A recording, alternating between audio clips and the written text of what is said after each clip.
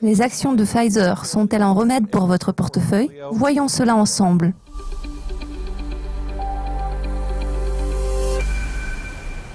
Tout le monde connaît Pfizer, le géant biomédical et pharmaceutique américain. La capitalisation boursière de la société s'élève à 200 milliards de dollars. Comment peut-on ne pas aimer une société de cette taille? Analysons les avantages et les inconvénients de Pfizer. Qu'est-ce que j'aime à propos de cette société? Pfizer a beaucoup de points forts. Il s'agit d'une société financièrement solide. Le ratio cours-bénéfice est de 13, ce qui est relativement bon marché. Ce n'est pas cher du tout pour une entreprise biomédicale.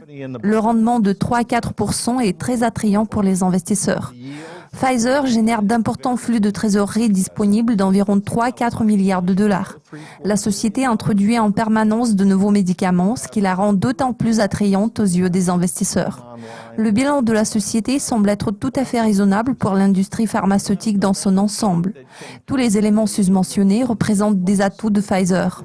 Si vous achetez des titres de cette société à 33 $ par action, vous ne serez pas déçu, car le cours des actions va sûrement remonter à 38-40 $. Il s'agit d'un bon investissement à long terme.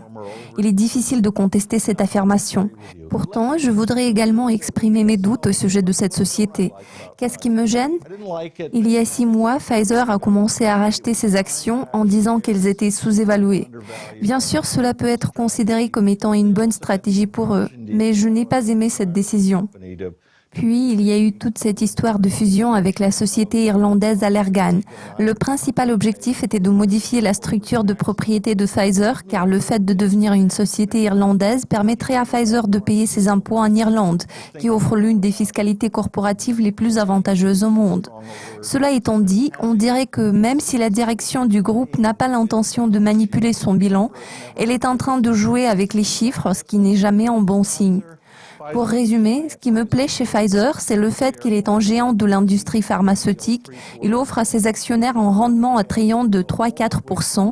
Il génère un flux de trésorerie impressionnant, ce qui est bien pour les actions. Ce que je n'aime pas chez Pfizer, c'est son engagement politique. Ce groupe choisit parfois des moyens trop agressifs d'atteindre ses objectifs, surtout lorsque Pfizer veut pousser le cours de ses actions plus haut, ce qui est bénéfique tant pour la direction que pour les actionnaires.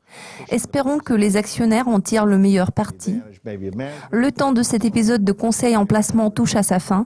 Je suis Matthew Stevenson en partenariat avec Dukascopy TV.